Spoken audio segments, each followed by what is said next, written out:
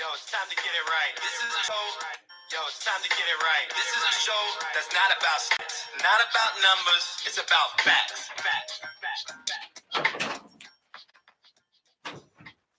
Welcome to my show. As you can see, I was not quite prepared, but your boy is back. Oh, it's been a long time coming. I was in New York City, trying to grind. Just so y'all know, remember to like, comment, share. You can follow me on Twitter at Flavor of Juice. You can follow me on Instagram I got juice _3. Got juice _3 Instagram. You can follow me on Instagram, John Juice Presley. I kind of threw out my government, but either way, follow me. Want all my insight on Let's Get It Right. We got a lot to talk about today. I got a special guest. You know, I'm about to talk about the Steelers. You know, I like to talk about the Steelers. I'm from Pennsylvania, so I like to try to, talk to my people up there to get what they think about the Steelers. As you know, I'm not a Steelers fan, but we're going to get them on the line. We'll see exactly what they want, what they think about losing the top 2 running back in the league, losing arguably the best receiver in the league, and y'all still think you're going to be okay? We'll find out about that, along with the rest of the free agency. And as you've seen on my cover, it's NBA. So this is NBA season. We will be covering NBA matchup as seeding right now for the playoffs. As of right now. Now, mind you, got 28 days till playoffs. We're going to get into all of that. All right, so without further ado, let me go ahead and call my boy, Big Time Ronnie. He says, he knows his stuff.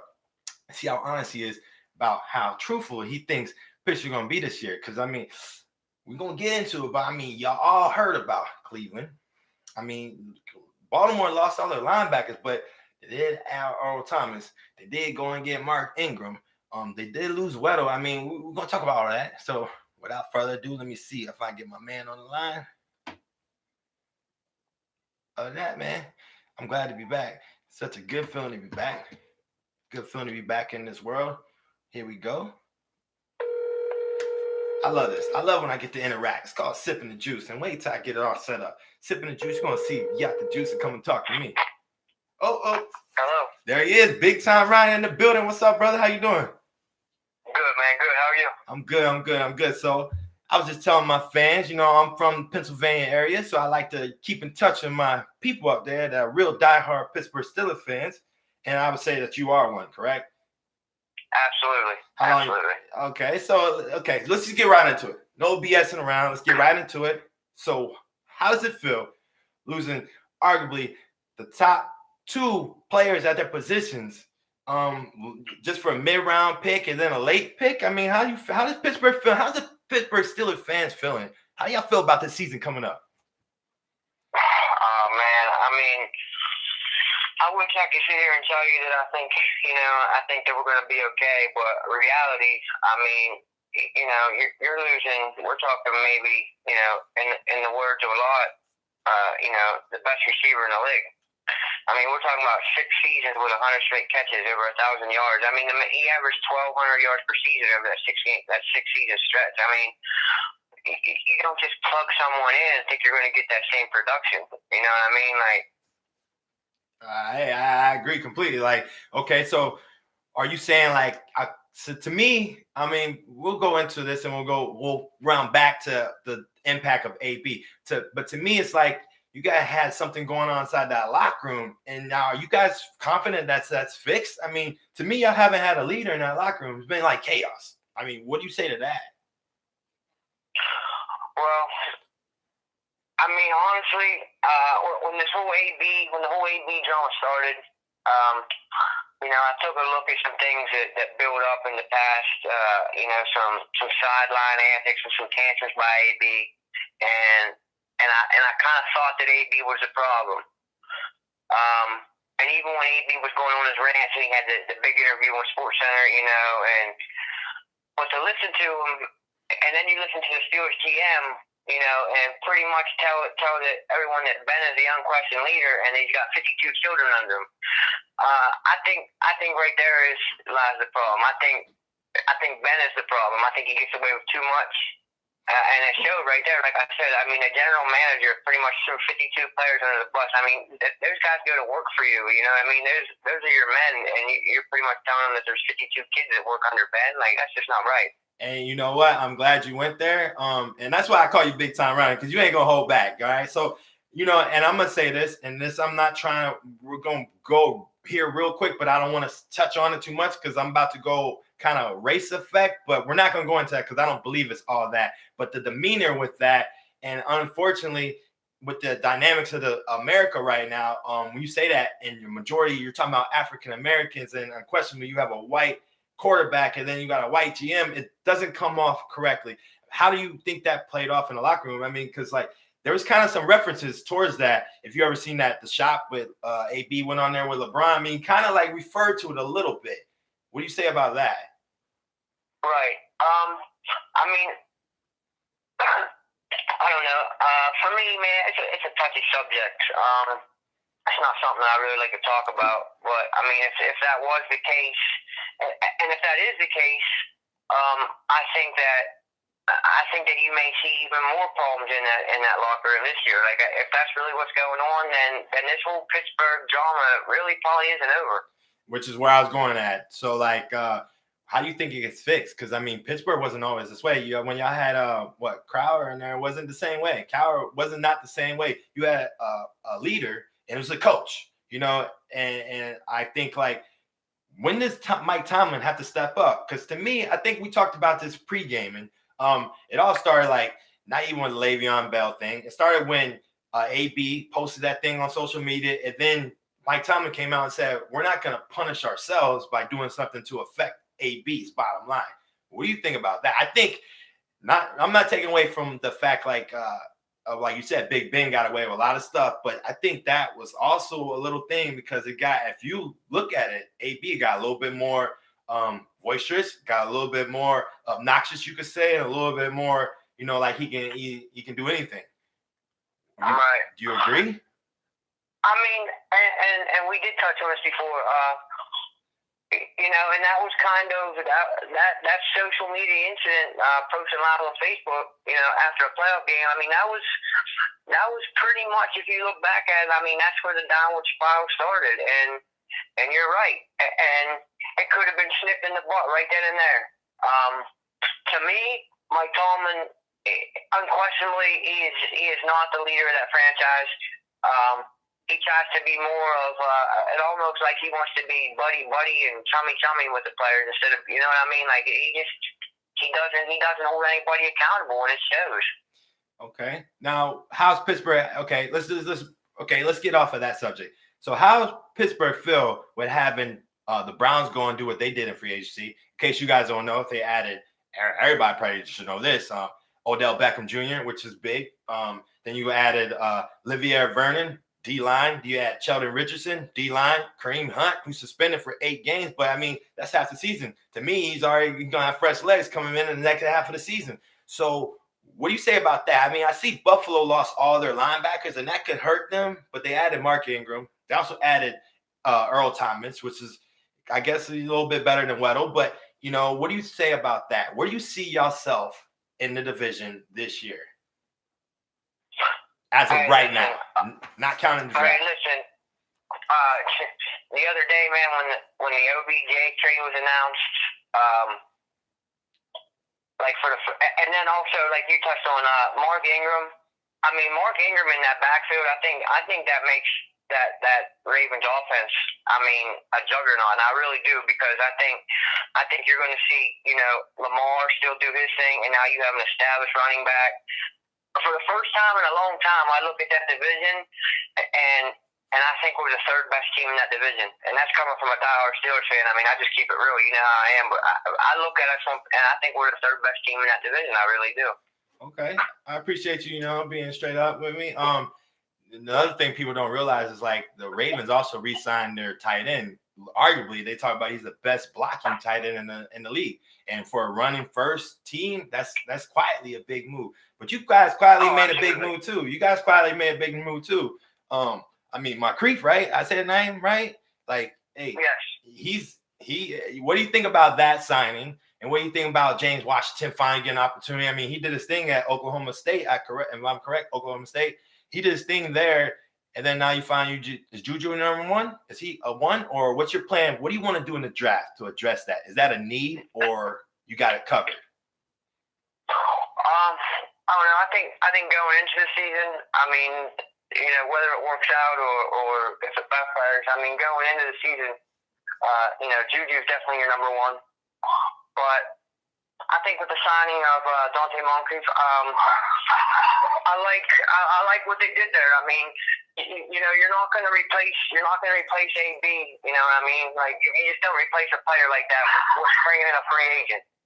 And with that being said, I think he can stretch the field still. Moncrief is still has the ability to stretch the field. I mean, if he gives us 800 yards and 6-7 touchdowns, and you get a couple of the young receivers to step up, I mean, I think Pittsburgh's offense can still put up numbers. I think they can still be a prolific offense, but it's just not going to happen overnight. I mean, you're not just going to put, you just don't replace numbers like that with a free agent. It just don't happen. Agree. Let me ask you this. Who do you think won the trade? You think Oakland or you think the New York Jets, which is where Le'Veon Bell went? What do you think about them? Which team you think got better? Well, I mean, you look at it. I mean, definitely Oakland. I mean, for what they were able to get AB for, and only having to give up a 3rd and 5th round pick. I mean, that right there was enough that they. I mean, as far as I'm concerned, they won free agency this year. Yeah, because they added also. I mean, like, go ahead. I mean, you just like you know what I mean. You had a receiver like that's done things over the last 6 seasons no one's done in the league before, and you get up with a 3rd and 5th round pick. I mean, there ain't no question in my eyes that Oakland definitely won that round. And also, even though we're just talking about the two, I mean, Oakland also added Terrell Williams from Chargers. That's big. I mean, right. He quietly had a really good, solid season. And then you also, right. I mean, look at their line. They also added Joyner. Joyner's in the back end, So like, I mean, like, LaMarcus Joyner is like he's solid. I mean, it help out that defense. I mean, we have to think this too. John Gruden still has 4 picks in the first 35 picks. You know what I mean? So, I mean, like, right. That's what I mean, and that's another thing that yeah, you're right. I'm glad you touched on that because I mean, this whole time that the AB drama started, you know what I mean? You heard that Pittsburgh wasn't going to just let him go unless they were compensated for something. You know what I mean? What they wanted to be compensated for, and the thing is I almost feel like AB did what AB wanted to do, man, and played the Steelers and made them look foolish, dude. You know what I mean? Because the more he talked and the more he just kept it going, it was almost to the point where, you know what, Pittsburgh was just ready to get rid of him for whatever they could because they was tired of the circus. I agree completely. His value started dropping, especially after that Buffalo fiasco, because apparently Buffalo is going to give him 1. They were looking to trade a number 1, because they had 2 first-round picks. And then all of a sudden he says he's not going to go. I mean, you lose value. You obviously lose value. So now you're at the point you're like, yo, we just got to get him out the building before we lose complete value. You're going to get a 6th-round pick, is what he got drafted in. You know what I'm saying? You end up getting just that. I agree completely. Let's fast forward. And I mean, go ahead. And I mean, just look how it played out. I mean, 2 days before he was traded to Oakland, you heard that Oakland was out. Oakland wasn't interested. Well, then AB goes and pulls that, and you know what I mean? And all of a sudden, these teams are back in low ball offers, and Pittsburgh's jumping on the first offer in the door, and he's gone. Tell me how much. AB definitely played Pittsburgh. I'm not going to lie. Like, he made that franchise look stupid. Hey, how big of an impact you think Mayock is doing in Oakland right now? Hey, I mean, it speaks for itself. Did you really going into free agency? Did you really think that a big time Antonio Brown was going to end up there? I mean, really? Hey, I'll tell you, I did not think Mayock was and Gruden was going to be. I mean, during the season, you kind of like, I mean, everybody, especially me, I was like wondering, like, what are they doing now? Saying like, yo, I guess we gotta trust the process. Right. I mean, like you said, with all them 1st-round picks, who knows? I mean, who knows? You can change. I definitely don't think it's drastic. It doesn't happen in one season, but I think you may see Oakland. I think they may win 6 games this year. Hey, that's all it needs. Just like that's what Cleveland did. Cleveland won 7, and then all of a sudden they done remodeled the whole team. So sometimes that's all you need, that little spark. People want to go there. Plus, you're gonna get that new stadium in Las Vegas. You're gonna get some people who want to go there. It's just how it's going to play out. So let's go like this. So Who do you think were the biggest winners overall in free agency? Before you do that, let me just run down some of the big names real quick. So Landon Collins went to Washington Redskins. And I guess, I mean, for me, being a Cowboys fan, it makes me worried about that defense because you already have a line. Seems like they love Alabama players, because you got your offensive line, your defensive line is like dominant. And then all of a sudden you still got Josh Norman, and then you add Landon Collins back there. What do you think about that defense? And you got Case Keenum because Alex Smith is out for the year. What do you think? How good you think they're gonna be? Should I be worried? I mean, honestly, I think the Redskins are that team, and I think they've been the same way for 2 or 3 years. You know what I mean? They're on that line. They're teetering. You know what I mean? They teeter. They could make the playoffs. They could win a division, but then at the end of the year, it's like they fall apart. And honestly, the defense, like you said, is a strength of that. The defense is definitely a strength of that team. Adding a safety like Landon Collins, I mean, it only bolsters even more than what you have on the defensive side of the ball.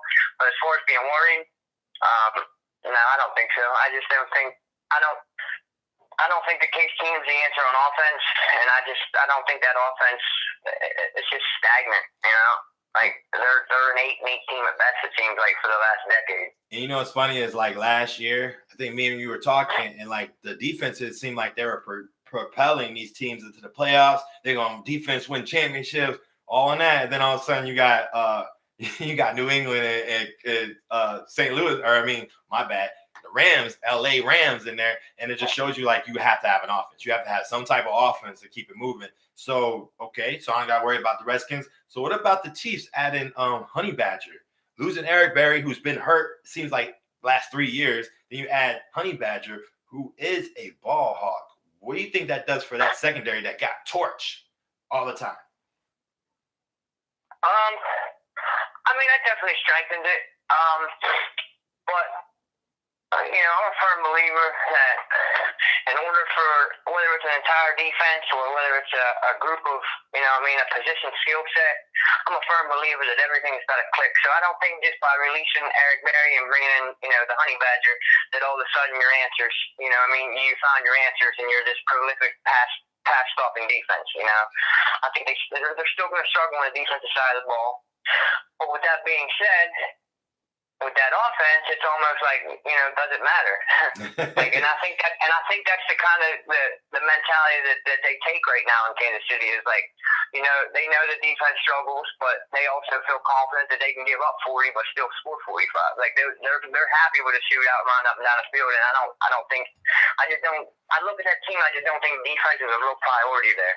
Right. Just kind of like just don't bend, don't break type defense. Yeah. And exactly. Quietly they also added Carlos Hyde. You know what I'm saying? They replaced Kareem Hunt with Carlos Hyde. That matchup with the guy that just, gave a contract extension towards the end of the season. I mean, their offense is back, basically. And you still got Tyreek Hill, Sammy Watkins, and then, Conley and everybody else. Let's talk about the Jets, who did get Le'Veon Bell, but they also got Crowder. They also went and got C.J. Mosley. What do you think about the New York Jets? What do you think they're doing over there? I mean, they're going to address the offensive line in the draft. And there's offensive line, there's a deep offensive line in the draft, just like the defense. Defense and offensive line you can get, and safeties you can get in the draft. What do you think about the Jets? Are they a threat in the AFC East or what? Right now, I mean, let's just keep it 100. I don't think there is a threat in the AFC East until Tom Brady retires. As much as I hate to say it, but I think as long as Brady's in New England, that's New England's division. Right. I mean, look, I like what the Jets are doing. I like the progress that they made. I mean, they went out, they got the quarterback of the future. You know what I mean? You make a move to bring in Le'Veon Bell. You know what I mean? Who is probably, arguably, the best running back in the league. I know you Cowboy fans are going to scream Zeke in the background, but that's debatable. We'll see what he does this year. Let's see what he does this year. Zeke's been consistent. Your boy been sitting on the sideline. That's my thing too. Like that's my thing too. Like these Jet fans, you know what I mean? They're like, oh, Le'Veon's coming in. Offense is going to be prolific. I mean, let's not forget that Le'Veon hasn't played in a full season. I mean, there's got to be some type of rust there. I mean, I don't care how good a shape you keep yourself in. You know what I mean? Like, there's a difference between being in shape and being in game shape. Like, true. Very You true. know what I mean? So does it take 7-8 weeks for Le'Veon to be Le'Veon? And if you're the Jets, you don't have 7-8 weeks for Le'Veon to find his feet. You know, you don't have that. You got to come out hot and ready to go. Because Buffalo, to me, Buffalo's the second best team in that division. They did a lot of quiet moves. They even took my boy the sauce. They went and got John Brown. I mean, look at the moves that they made in the free agency. Quiet moves, not loud moves, but moves that definitely made them somebody to look at. Now, I'm going to say that I'm not making the playoffs because I think AFC East only gets one team in the playoffs. But I think they did something that will help Josh Allen grow. What do you think about that? Oh, listen, I definitely agree there. I think Buffalo actually, when I look at it, besides Oakland, I mean, I think Buffalo did the most to improve their squad. I mean, you bring in Cole Beasley and John Brown, two established receivers. They may not be, top elite receivers, but that they once thought they were or once wanted to be. But I mean, they produce. They brought in a solid tight end. Tyler Croft out of Cincinnati. I think when he stays healthy, he has a chance to be a premier tight end in the league. And also, they brought in an established, wily veteran, bruising running back, Frank Gore. I mean, it just seems like Frank Gore's in his 30th year, but he just keeps churning out. Keep being productive. He keeps staying productive. Exactly. And you know what else they did? They put that line together. They quietly put some people to block for, you got Josh Allen who he scrambles. I mean, he can run. He's like he's Cam Newton potentially, but like he can run. You just need to be upright, and he has an arm if he has time. He has to work on the accuracy, but he's young. To me, that's like film study and repetition. It's kind of like that. Film study, repetition will get you better because to me, they both have an arm that can make the throws. We've seen them make the throws. It's just not consistent. So I I agree. They did very, very well. And one thing back to the Jets real quick. I wish Anthony Barr would have went there instead of going back to Minnesota because I think Minnesota is stagnant. What do you think about that? NFC North, who quietly, Green Bay went and helped their defense out tremendously quietly. So what do you think about an AFC or an NFC North when you got Chicago? They just went and got Clinton Dix to go with Eddie Jackson as a secondary, the safeties. I mean, then you got Minnesota, and you got Green Bay, and then you have Detroit, who just gave that massive contract to Trey Flowers. What do you think about that? Who's the team in that division as of right now? When I look at the NFC North, I gotta say that the team to beat still is Chicago. I don't think Chicago reached their ceiling last season. I think they still have a lot of room to improve. And Chicago also picked up a receiver that doesn't really get enough. I don't know if he doesn't get enough respect or if he just doesn't get a chance. But I think in that Bears offense, I think Cordell Patterson could have a big year, and I really do. I think he finally found a team where what I mean. They need that vertical threat with speed on the outside, and that's something Chicago doesn't really have. Agree. And you know what? Chicago kind of, because Gabriel's kind of small, but he can get outside. And I also think, they didn't have enough time. I mean, this is their first year when they added the wide receiver he played Penn State College. What's his name? Name's crossing my mind. He started there. He's Jacksonville was hurt all the time. You know what I'm talking about? I know, and it's going to tip my tongue. I can't think of it. That guy. We'll just say that guy. They had him, but they only had for 1 year. Robinson. Yes, there you go. So they only had him for 1 year, and then it's going to take time for Mitch to develop that chemistry, kind of like the way I want to go back because I'm a Cowboy fan. The way Dak with Gallup, they didn't start getting connected on that deep ball, which was always there until the end of the year. So that's something that you can look forward to if you're a Chicago fan. Real quick, because we're gonna switch gears. I think it's enough about football. Is there anything you want to talk about football real quick before we switch gears? Anything I missed? Actually, just one other signing that I think that is worthy, and I think it takes a team that was last year had high expectations who did nothing. But I think this signing flips the script. I think they make the playoffs this year, and I think they actually make a run deep into the playoffs, and that's Jacksonville signing Nick Foles. I think Nick Foles. I think that was really just a missing piece. Yeah. Just the missing piece that Jacksonville needs. I mean, they've been borderline. Even last year, you know what I mean, at 4-12 or 5-11 or whatever they were a couple plays away offensively from very easily being 11-5, 12-4. They couldn't get that production from the quarterback position. I'm glad you said that because that completely, I don't know where my mind went, but it also makes Leonard Fournette back to being Leonard Fournette because you don't have to stack. You can't stack the box no more because, like, that's one thing about Nick Foles. He spreads the ball around. You know, when he was in Philly, I know, like, he didn't. Everybody talks about Alshon Jeffrey got better, but everybody else got better. Like, one thing about Carson. Everybody got touches. Yeah, Carson Wentz, like, he loves his tight end, and he loves, like, maybe one other receiver, Aguilar maybe, but, like, he didn't. But speaking of that, you know, let's go there real quick, too, since we just went there. What about the Eagles, man? The Eagles done lost. They done lost. Let me just go through this real quick. Eagles, because at first I was, like, looking at Eagles, I'm like, oh, man, they went and got Jackson back. But you look at the people that they lost, man. Let's see. They lost Jordan Hicks, 91 tackles last year, right? They lost Nick Foles, obviously. Michael Bennett, 9 sacks, 30 QB hits, both second on the team. They lost a 7th-round pick and a 6th-round pick. But they picked up Malik Jackson, Deshaun Jackson, and I guess they traded 7th-round pick, and they traded the 6th for a 5th. So, but to me, you losing that defense was already suspect. And then you lose, like, people like Jordan Hicks, 91 tackles, bro? I don't know, man. Right. Yeah, and then Michael Bennett. That's hard to replace at any level, I mean. Yeah, and it's crazy because I just heard them talking about Super Bowl favorites. Why? Just tell me why. Why would they be Super Bowl favorites? Look, you're asking the wrong one because I can't get on board with that either. To be honest with you, I don't even think the Eagles make the playoffs next year. Hey, I hope not.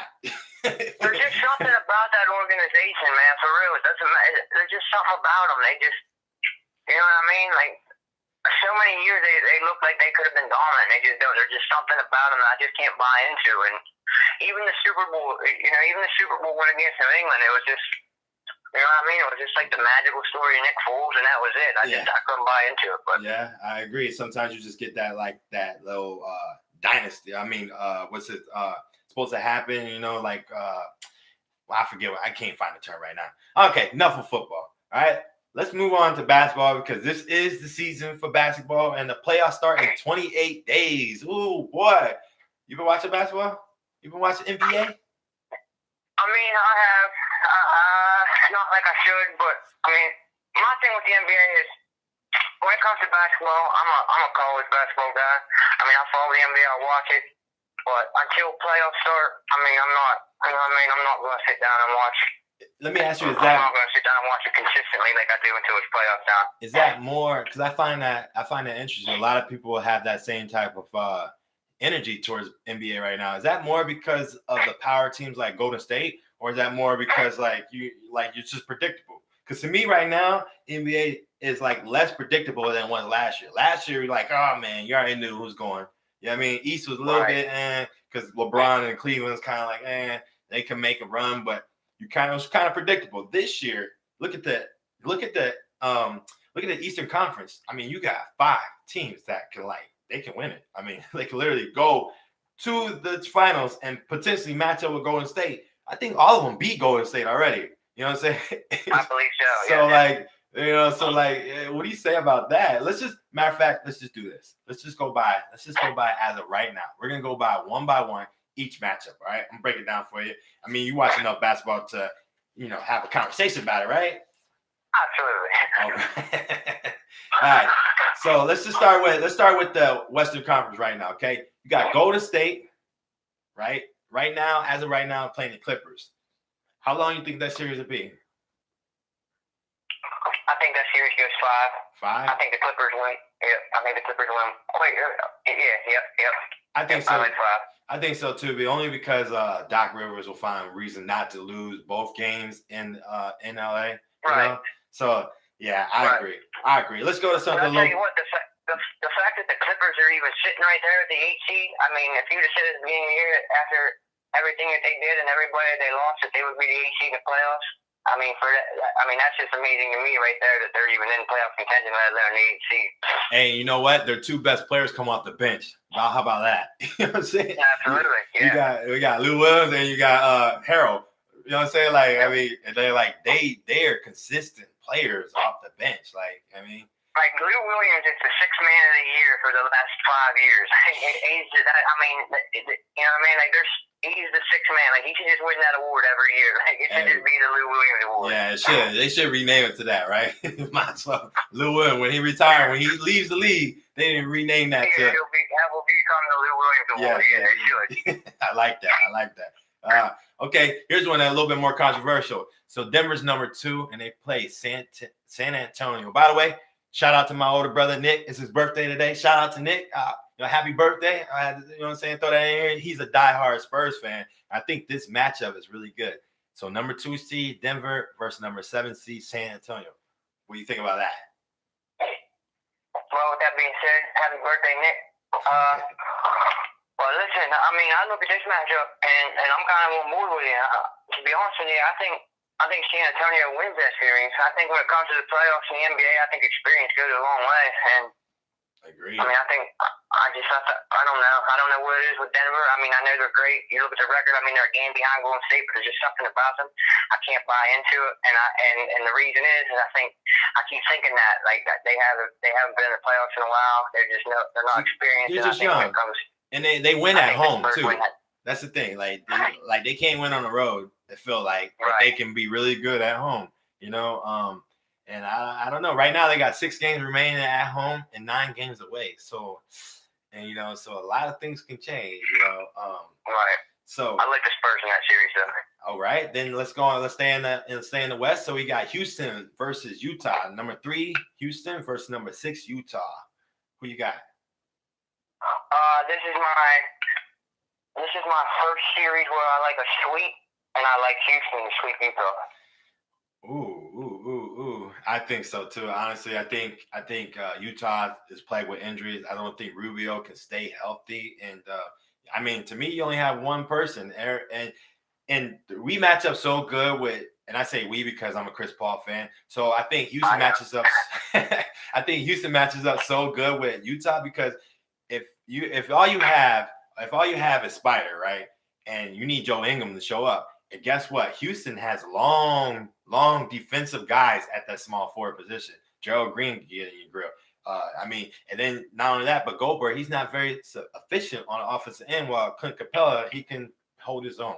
So I agree. Right. I think that's a really good matchup. I'll tell you the best matchup. I just think goes 7. And I love to see it because I love seeing Damian Lillard and Russell Westbrook go head to head because they purely hate each other. That's Portland and Oklahoma City. That's the matchup. 4 Portland versus 5 Oklahoma City. Here's the thing, though. The season series right now, guess what? Thunder leads 4-0. I think they go 7, though. What do you think about it? Am I crazy? They beat them 4-0 during the regular season, but I think this game during the playoffs goes 7. I take OKC, but I think they got to go 7 and win. Listen, not only do I not think you're crazy, it goes 7, but I think it goes 7. But I think that regular season, I think it doesn't matter. I like Portland at 7. Ooh, okay. Wait, right now I see that they're going to be playing in Portland for, you know what I'm saying, a 4th seed versus 5th seed. Portland's got the win. Right. So, anyway, okay. Very juicy. Let's go on to the Eastern Conference. So you got number 1 seed, Milwaukee. Talk about a surprise. Milwaukee has the best record in the league. Are you buying that or selling that they're the best team to beat right now? That they're the team to beat right now? I'm selling it. Selling it, all right. I mean, don't get me wrong. They're tremendous, but I just don't. Especially in the East this year. I mean, when was the last time you heard that? Especially in the East, like the East has some promise. I just don't. And again, it comes down to experience to me in the playoffs. And there's just too many experienced teams there between, 2 and 5 that makes me think that Milwaukee I don't think Milwaukee gets to the Eastern Conference Finals. So Milwaukee plays Miami. I assume we can both agree Milwaukee beats Miami. And then if they move on, they'll probably play because you got the lineups go like this. Toronto plays Detroit, right? We can both agree. We don't got to go over that. Toronto's going to beat Detroit. That's pretty clear. You got Indiana and Brooklyn. Tell me about how Indiana is stay at number 3 seed right now without their best player, Oladipo. How is that possible? You know what? And honestly, I have no idea. I don't, because I've been asking myself that all year. Like when I started, you know what I mean? When I started getting back into the NBA and started following a little bit more, that's what I was shocked. Like I couldn't believe that the Pacers were playing the ball that they were. Nate McMillan, Coach of the Year. Oh, absolutely. For real. I mean, without a doubt. Like you lose your star player, and you're for real. Like, and not only are you in the playoffs, I mean, you're hosting a first-round playoff series. Like, absolutely, he ain't the coach of the year or something wrong. Yeah, it is wrong, and it's kind of crazy because you got teams like Philadelphia, number 4, you got Boston, number 5, which is the next matchup we're going to. Like you have teams like that, and Indiana staying ahead of them. Like they're beating them head to head too. I mean, you know, like they just beat OKC, you know, which was like a really good team. But let's go to that. Right. Philly versus Boston. I know you're a Boston guy. How confident? How long is that series going? Philly versus Boston. I'm gonna. Number 4, Philly got the home court. We're gonna backtrack to last year, and I'm gonna keep it the same thing. I like Boston in 6. Okay, Boston in 6. All right, so let's go right here. So if Boston beats Philly, right, they're gonna play Milwaukee. Right. How you like that matchup? Right. How you like that? I like Boston. Like Boston still. So that's how Milwaukee gets knocked out second round. Okay. Yep. You guys heard it here first. Big time Ronnie saying it. I had to get the prediction out you. Hey, so real quick before we move on to this, because I told him we would talk about his Dookies, his Zion Williamson, Zion, the man, the legend, the myth. But before we do all that, what's your Eastern Conference and Western Conference Finals preview? I'm not the winners that's going to the finals, but the Eastern Conference and Western Conference Finals prediction as of right now. My Eastern Conference Finals, I got Boston and probably Toronto. And in the West, I got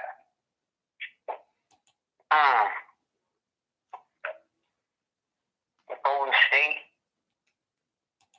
Probably Golden State and Houston. Okay, because like how it plays out, okay, say Portland beats OKC like you predicted, then that means that they will play Houston next round. So right. Okay. I can kind of rock with both. That's kind of like how I was feeling too. Honestly, I think Toronto's better than Boston right now, but I think Boston has the potential to beat that team. You know, I mean, Kyrie Irving. If you watch them since that plane, they took that little flight and they start talking about it, and all of a sudden Kyrie back to being Kyrie, and he's actually like, right. You know, and that's the Kyrie. It makes you think. Do you think he's gonna stay in Boston? Real quick. I don't. I think regardless of what they do, I mean, they could go on a run and win it all, and I think at the end of the year, I think Kyrie's gone. Kyrie's gone. Okay. So And with that being said, with that being said, that I think Kyrie's gone. I think next year, when it comes time for the league to start, you're going to see Kyrie, Zion, and KD all in a Knicks uniform. Knicks right now got the second. I mean, Lowry still got the Lowry, but just by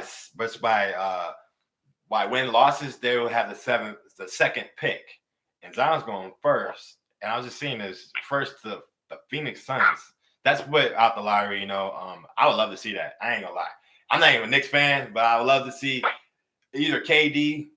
I don't know if KD's gonna leave. It really depends on Draymond. I think what they do with Draymond in the offseason, whether or not he leaves Golden State. But KD in New York or Jimmy Butler in New York with Kyrie. I think Kyrie's a definite. And I think, hey, whoever gets number 1 pick is going with Zion. I mean, that's a fact. Speaking of that, let's go ahead and just go right there. So Zion, when against my team last night, 13 for 13. What is that, bro? He just got back. How you be that good when you just got back? Listen, man, I've been waiting. You know, for me, I've been waiting 6 games for this, like patiently waiting because I mean. Obviously, Duke is not the same team without Zion on the floor. And dude, last night when he came, like, no way did I predict or even think that he would come out and look like that. To be honest with you, I thought he was going to, you know what I mean, this was going to be the game just to get his legs back. I thought he would play like 17, 20 minutes tops. Nah. And I mean, at halftime, he was 2 rebounds away from a triple double or a double double at halftime. I think with 2 minutes to go in the first half. He took what, one outside shot? That was it. He hit that three. That was it. Yeah, that's it. Everything else was in the paint or dunk. But like he was getting that contact. You feel me? It wasn't like he was wide open. The man was getting through contact. And it's crazy. So okay, big matchup tonight. He is human though. He did go 2 for 9 from the foul line last night. I mean, 2 for 9 just doesn't cut it anywhere. Yeah, no. I mean, yeah. That's why LeBron will never be GOAT, because he can't hit free throws. You feel me? Like you can't. To me, you can't be the GOAT if you can't hit free throws. They're giving it to you, bro. Hit the free throw. You know what I'm saying? Play some defense. That's one thing Zion does. He plays defense. I always say the best about LeBron. He's the best situational defensive player I've ever seen. He doesn't play defense consistently, though. You know what I mean? And that's the knock. Like Jordan did defense. Jordan did defense. Kobe did defense. I mean, you look at who you're going to compare with. Play defense, bro. Basketball play both ways. You know what I'm saying? Right. That's just how it is. Absolutely. And Zion, okay, so Zion gets his first chance to play against the rival, North Carolina. Mays, Kobe White. I mean, how you feeling about that matchup tonight? I mean, Reddish usually shows up for that game. Jones, he kind of like, I don't know, he ain't really there all the time. And Barrett, he kind of had all the weight on his shoulders the first 2 times. So you finally get Zion back, finally get to play against your rival. How confident are you? Man, once again, dude, like I've been last night watching Louisville and North Carolina, like as much as it pains me to say, dude, you know what I mean, being a diehard Duke fan, like I wanted Carolina to beat Louisville so bad just so we can get another shot. Like I just kept thinking that, like I want to play Carolina at full strength. Right. But with that being said, I mean, I don't know. I mean, I feel confident. I mean, I have no reason not to feel confident. I mean, if you watch, like you said, if you seen the show that Zion put on last night, I mean, I'm very confident going into tonight. But with that being said, I mean, it could go either way because Luke May, Kobe White, what's the other guard? The Johnson. I mean, yeah, Johnson. You still got Little comes off the bench. I mean, they're pretty deep, man. I mean, you guys are deep too, though. I mean, yeah, I don't know. I feel confident. I think we do get the win tonight. I really do. But I mean, if Carolina was to beat us again, I mean, it wouldn't shock me. You know, I mean, I wouldn't be surprised.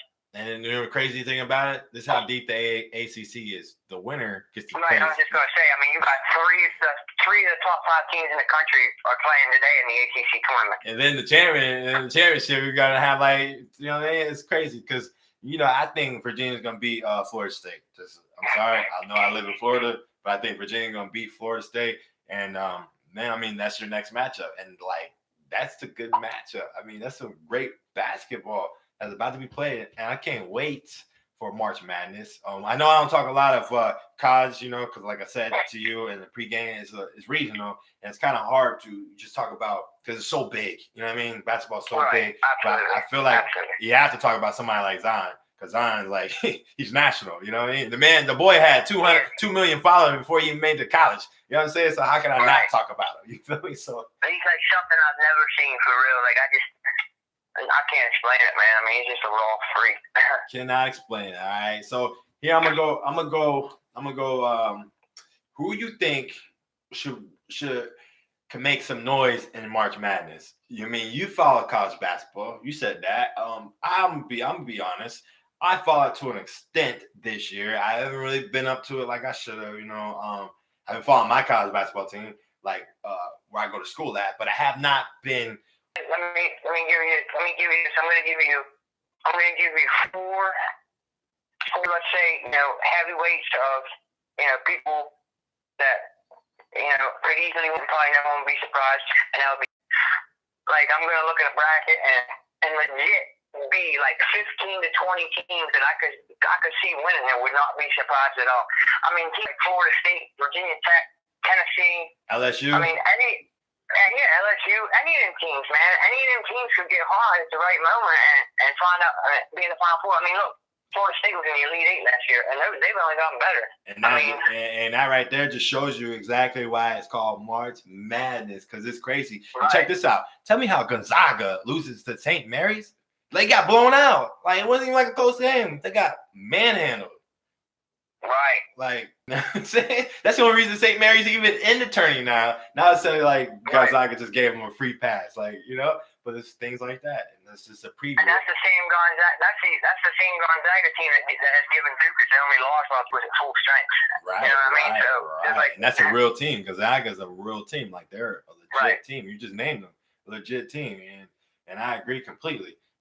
So I got to go here. I'm gonna keep you on the air for it. My flavor of the week and it's really about my team, the Dallas Cowboys. All right, what are we doing? What are we doing? What are we doing right now? Do you know anything about my team? Like we're dealing with an issue with DeMarcus Lawrence right now. Tell me how you would handle this. I'm gonna go there with this. Tell me how you would handle this, okay? So I'm in like a little conflict, right? Because DeMarcus Lawrence, to me, he dealt with PD use, right? Had a broken foot, back issues, had basically almost a broken back for the most part. He didn't play, so we lost a lot of time. This past season, he only played 700 snaps to Cam Jordan's 1,400, right? And the man wants us to pay him $20 million a year. His franchise tag is $20 million, but he don't want to sign that. And he goes into the contract talking about he has a torn shoulder labrum. So now he played the past 2 seasons with a torn muscle in his shoulder. And I feel, and I got a bunch of people, and they keep on talking about our schedule. Could we play Aaron Rodgers this year? We played Tom Brady this year, Drew Brees this year. They start talking about all these quarterbacks that we play this year, and talking about how much we need D-Law. Would you cut a deal for a guy with this type of history, or because you need that production? Even though that he only played 700 snaps, he had 10.5 sacks, and he is a force in there. We can't deny that. 14.5 the year before. What do you say about that? Especially knowing that we just lost Randy Gregory, and we just lost David Irving because he just decided to quit, go be a pothead for the rest of his life. So what do you say? What do you say about that? I know, right? That's crazy. Like, it's okay to go live. Like, hey, where did that come from? Where did that come from? He just woke up one day and was like, "Yo, I'm done. I'm a pothead now. I'm a pothead." That's all he said. Like, listen, I'm gonna smoke dope and just do my thing. That's it. And then just like that, he was done. There's no questions asked. That's crazy. So with that situation though, so you lose two very good defensive line players, right?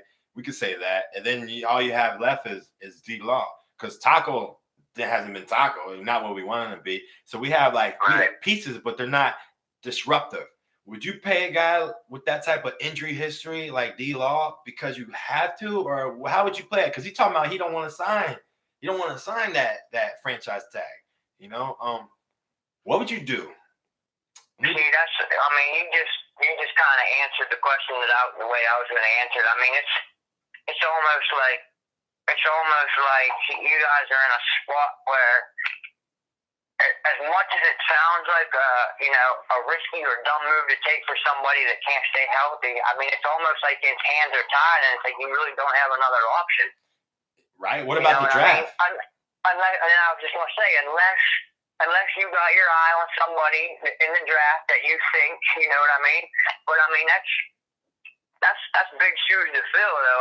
Coming in your rookie season, Yeah, it probably doesn't really happen unless you get that stud, and we don't have a first round pick, so we're not going to get that stud. Right. You know what I'm saying? So, But I feel like their hands are tied. Like you guys really don't have a choice but to give him the money and just pray that he can, that he stays healthy for a year. So let me ask you this. So because my biggest fear, and I agree, I think with the circumstances around our other two linemen, we're, like you said, our hands are tied. My concern, I should say, not issue, is he played 2 years with a torn shoulder, right? How much damage has that done? You know what I mean? He's gonna have to have surgery. So he's gonna sign a contract with us, then go into surgery, right? I guess sooner than later he can go ahead and have surgery. It's clear he didn't have surgery before because he won the contract. So he tried to play through his injury. That's very clear. And I like that. He got us to the playoffs, won a playoff game. I love me some D-Law. But I also don't want to handicap my team, because we also have, if we don't make a deal with Zeke this year or Dak this year, they're free agents next year, 2020. So same thing with Cooper. Those three, I got to get deals, and there's only so much money to go around. What do you think about that? Well, to be honest with you, I was aware that Dak was, but I wasn't aware that all three of them are going to be free agents at the end of the season. Yeah, that's why like Cooper was promised a deal, so he's probably definitely going to get his first. Zeke said that he's going to sit if he don't get a new deal. I'm not sure how real that is. That was like very early in the offseason when the season just ended. I mean, that adds a whole new twist to the D-Law situation. And I mean, like, you know what I mean? Like now it's almost like hearing that. It's like I think the best better, the safest, smartest is probably just to cut ties with him and hope you find someone in the draft. Yeah. Because I mean, the thing is, like, we don't have just okay. Here's my issue, right? Here's my issue. My thing is like this. So we don't have to necessarily. I would rather franchise tag Dak. I'm gonna be honest with you. I'd rather franchise Dak and go ahead and sign D-Law. Go ahead and extend Zeke. Go ahead and take care of Cooper because those are the core to me. You know what I'm saying? And I love me some Dak. I love his leadership. I love his intangibles. But I gotta see more. Especially if they're talking about paying the man 25, 30 million a year. I gotta see more. Like, or go and sign that 5-year, 100 million, 20.5 million a year. You do that and we straight. You know what I mean? All four can eat if you do something like that. But if you're not gonna do that, then franchise tag that. You know what I mean? And pay Lawrence, give him like a 3-year, 4th-tier team option, and then same thing. You gotta lock up Zeke.